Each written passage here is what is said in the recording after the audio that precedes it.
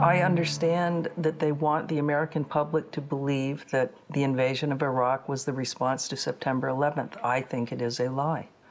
I believe that it is part of a neoconservative agenda to assert that American hegemony is untouchable. And September 11th gave them the opportunity to put in play plans that they had been considering since the first Bush administration. In all of its previous incarnations, and long before 9/11 and the current war on terror, the Wolfowitz Doctrine had identified regime change in Iraq as a crucial first step toward global domination by force.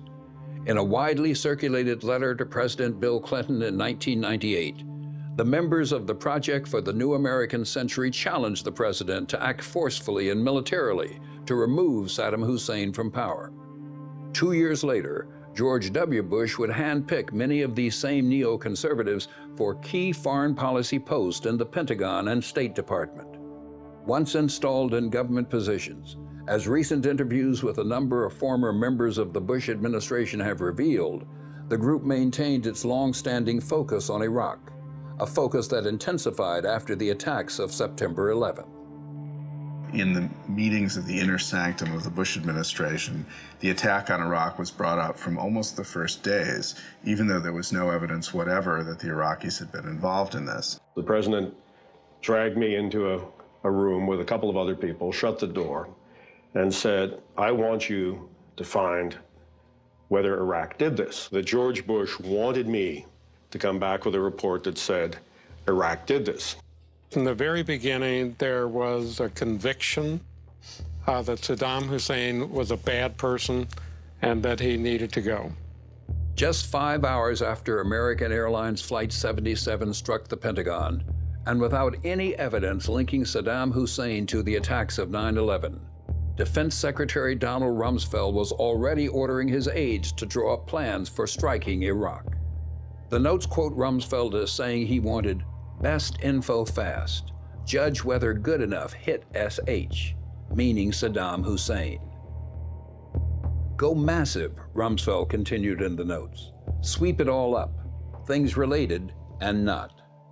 The problem for the Bush administration is that plans that already existed for regime change in Iraq had to be justified. They couldn't just go in without public support. The public support was created by connecting Saddam Hussein to those fears of terrorism. The fear generated by 9/11, the fear of terrorist networks, has to be transferred to Iraq. That is, the American people have to learn to be as afraid of Saddam Hussein as they are of Osama bin Laden. Soon after September 11th, Defense Secretary Donald Rumsfeld set up a small intelligence office in the Pentagon, the Office of Special Plans, to create the rationales for the already planned attack on Iraq, to convince people that Saddam Hussein possessed weapons of mass destruction and that he was linked to al-Qaeda and 9/11. Lieutenant Colonel Karen Kwiatkowski worked in the Pentagon's Near East and South Asia office. She witnessed how the Office of Special Plans issued talking points about Iraq for senior government officials, allegedly based on intelligence. The information in there drawn from fact. You could find bits and pieces of fact throughout, but framed, articulated, crafted to convince someone of what? Well, of things that weren't true, 9/11, al-Qaeda related to Saddam Hussein, possibly some involvement there. The liberation of Iraq is a crucial advance in the campaign against terror. We've removed an ally of al-Qaeda. The very things that a year later, President Bush himself denies and feigns his surprise. I don't know why everybody thinks that. We've had no evidence that Saddam Hussein was involved with the September the 11th. Well, I worked in a place where they concentrated on preparing this storyline and selling it to everyone that they could possibly sell it to. It wasn't a failure of intelligence. It was the manipulation of intelligence to achieve a political goal. They were disciplined. They stayed on message. They marshaled all of their forces in this relentless public relations campaign to convince the American people that there was a threat from Iraq. It's day 4 of the Bush team's full-court press, giving speech after speech after speech and issuing reports. The United States knows that Iraq has weapons of mass destruction. Any country on the face of the earth with an active intelligence program knows that Iraq has weapons of mass destruction. There is no doubt that Saddam Hussein now has weapons of mass destruction. There is no doubt that he is amassing them to use against our friends, against our allies, and against us. The choice is his. And if he does not disarm, the United States of America will lead a coalition and disarm him in the name of peace. Out of the president's mouth, vice president's mouth, the same things that were being given to us to put into our superiors, our senior civilian leadership's mouths, these things were not based on intelligence that we saw, that everyone saw. They were based on a very selective reading of the intelligence and then a creative packaging such that you could push through these two big points that the president and the vice president and the whole neoconservative community used to justify this preemptive war on Iraq. Less than a teaspoonful of dry anthrax in an envelope shut down the United States Senate in the fall of 2001. Their policy depends on deception and secrecy, like every imperial policy in history. Even dictatorships have taken great efforts always to disguise what they're doing and why they're doing it to their own people.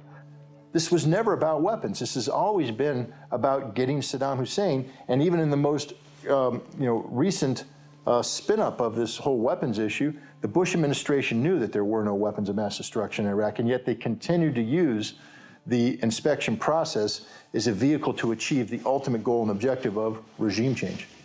These guys should be brought up in charges. There should be an investigation about whether these guys should be allowed to serve our country anymore. Because to me, it's criminal to say we're going to send our troops to war based on falsified intelligence, based on puffed up, exaggerated details. So successful was the propaganda campaign that by 2003, polls were showing that the vast majority of Americans believed the unfounded claims that Saddam Hussein was linked to 9/11 and that he possessed stockpiles of weapons of mass destruction.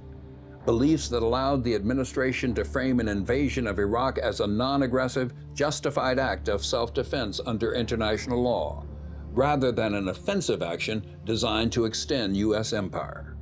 In this case, I was saying we've been lied into this as blatantly as we were lied into Vietnam. This was a purely aggressive, illegal crime against the peace.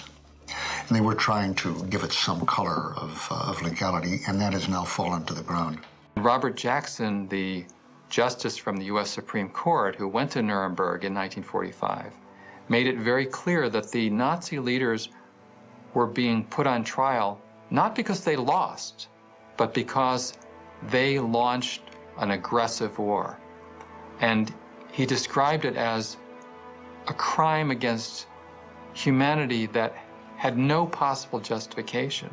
Contrary to the lies told to the American people, Iraq had absolutely no connections with 9/11. Al-Qaeda was despised by the regime in Iraq, which was a secular regime, not interested in religion as such, but they still wanted to go for it. And so they delayed it. They went into Afghanistan first, and then they decided to go for Iraq. Now, why did they decide to go for Iraq? That's the interesting question.